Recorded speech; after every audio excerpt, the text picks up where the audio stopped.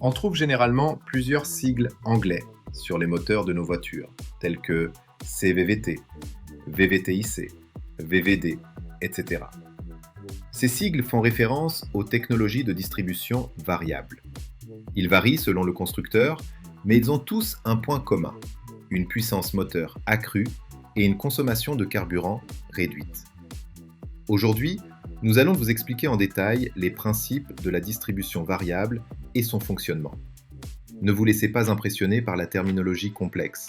C'est en réalité assez simple à comprendre, même pour les débutants. Commençons.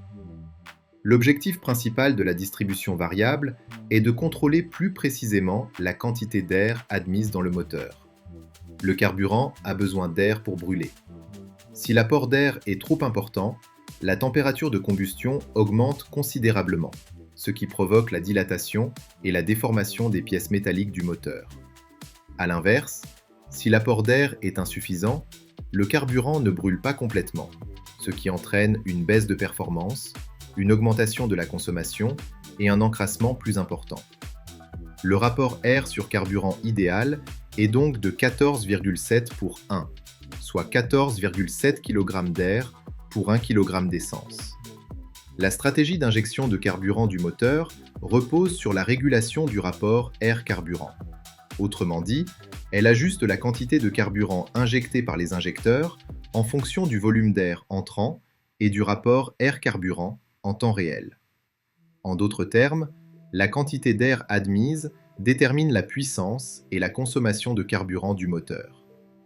Avant d'entrer dans le moteur, l'air traverse deux soupapes essentielles qui contrôlent son volume. La première est le papillon des gaz, situé dans le collecteur d'admission principal. Il s'agit de la pédale d'accélérateur. Appuyer sur la pédale d'accélérateur ouvre davantage le papillon, permettant à plus d'air d'entrer et donc à plus de carburant d'être injecté, ce qui augmente la puissance. Relâcher l'accélérateur ferme le papillon des gaz, ne laissant passer qu'une petite quantité d'air pour le ralenti.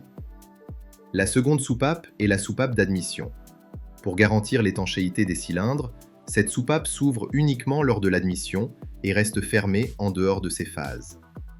Au-dessus des soupapes se trouve l'arbre à cames, qui comporte des cames dont la rotation actionne les poussoirs de soupape.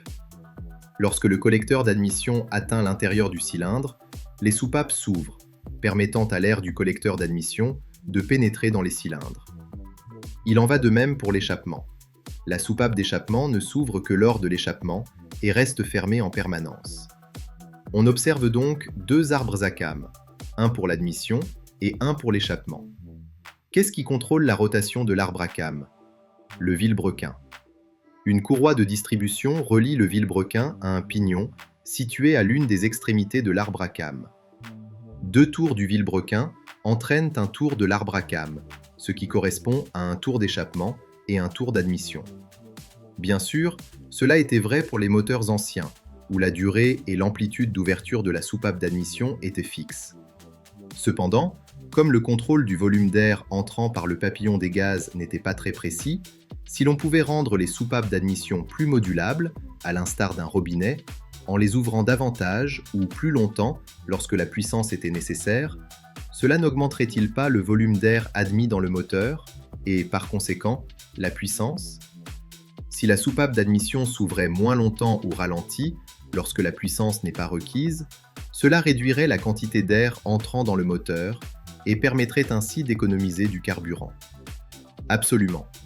C'est là qu'intervient la distribution variable, qui fonctionne de deux manières. La première est la distribution variable, qui permet de contrôler la durée d'ouverture des soupapes.